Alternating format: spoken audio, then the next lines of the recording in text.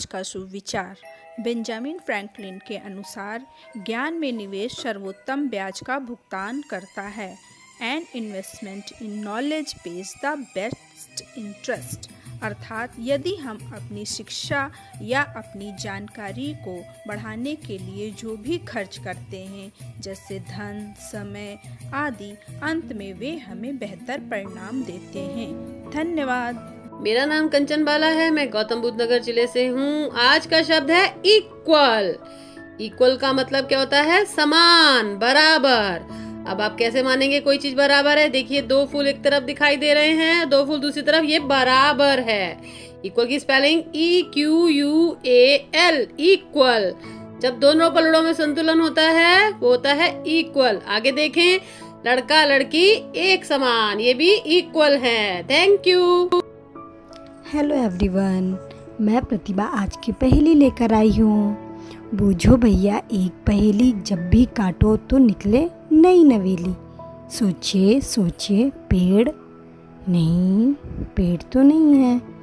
और सोचिए, बूझो भैया एक पहेली, जब भी काटो तो निकले नई नवेली। जब भी काटो तो निकले नई नवेली। बिल्कुल सही उत्तर, पेंसिल। पेंसिल से हम लिखते हैं। प्रत्येक व्यक्ति जब भी लिखना पढ़ना प्रारंभ करता है तो शुरुआत पेंसिल से ही होती है। धन्यवाद। सवेरे का नमस्कार। अब इतिहास की सैर की बारी। महान क्रांतिकारी खुदीराम बोस जी को आज ही के दिन सन 1908 में फांसी की सजा दी गई थी। वह देश की सबसे कम उम्र के क्रांतिकारी थे जिन्हें फांसी की सजा दी गई। खुदीराम बोस जी का नाम खुदी इसलिए पड़ा क्योंकि उनकी बहनों ने उन्हें 3 मुट्ठी खुदी यानी चावल में अपने पिताजी से खरीदा था। ऐसा करने के पीछे कारण यह था कि उनकी 2 भाइयों की अल्प आयु में ही मृत्यु हो गई थी। आज ही के दिन 1961 में दादर और नगर हवेली का भारत में विलय हुआ और इसे केंद्र शासित प्रदेश बनाया गया।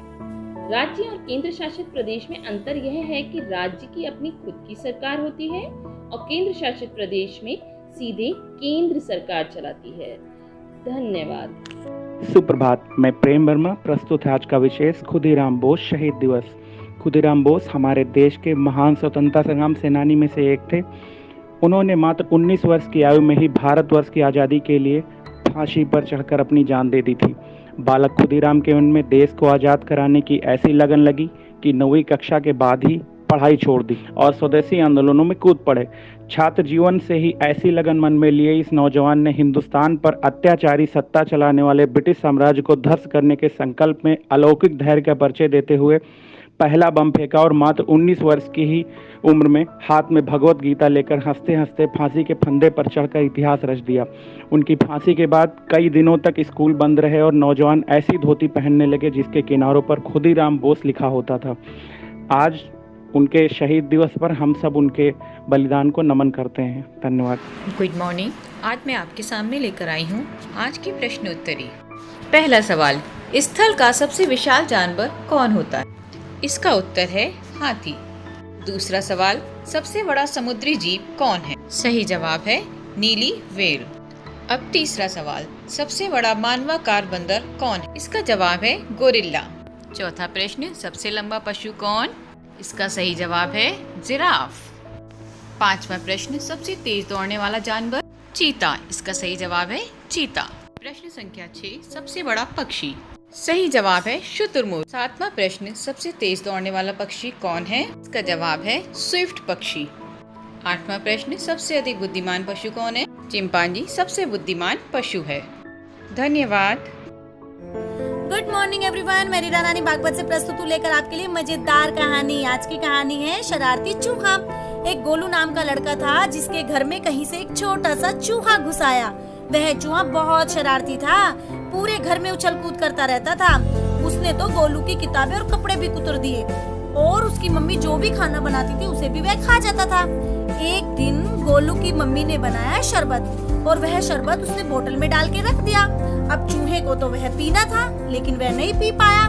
तब उसने योजना बनाई, क्यों ना मैं इस बोतल में अपनी पूंछ डाल दूं और उसकी पूंछ में जो भी शरबत चिपक जाता वह उसे चाट चाट कर पी लेता। इस प्रकार उसने सारा शरबत पी लिया। उसकी मेहनत रंग लाई। इस कहानी से यह शिक्षा मिलती है कि कठिन परिश्रम से कोई भी असंभव कार्य संभव किया जा सकता है। Thank you.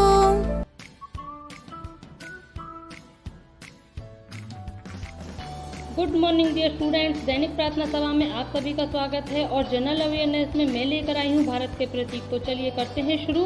भारत का राष्ट्रीय पशु है बाघ। इसके शरीर पर लाइनदार धारियां पाई जाती हैं। यह अपने ताकतवर और फुर्तीले शरीर के कारण जाना जाता है। यह दौड़ने में भी बहुत तेज होता है। और हमारा अगला राष्ट्रीय प्रतीक है पक्षी मोर। यह नीले रंग का होता है और भारत के साथ साथ श्रीलंका का भी राष्ट्रीय पक्षी माना जाता है। और हमारा अगला प्रतीक है फल आम। जैसा कि आपने सुना भी होगा, फलों का राजा आम। और हमारा अगला राष्ट्रीय प्रतीक है फूल कमल, यानी कि यह हमारे प्राचीन समय से ही मांगलिक कार्य का प्रतीक रहा है। हमारा अगला राष्ट्रीय प्रतीक है हमारा ध्वज, जिसे हम तिरंगा भी कहते हैं, जिसमें 3 रंग पाए जाते हैं। हमारे राष्ट्र का प्रतीक तिरंगा ध्वज। धन्यवाद। सुप्रभात बच्चों, अच्छी आदत के अंतर्गत आज हम डालेंगे दोपहर में भरपेट पौष्टिक भोजन करने की आदत।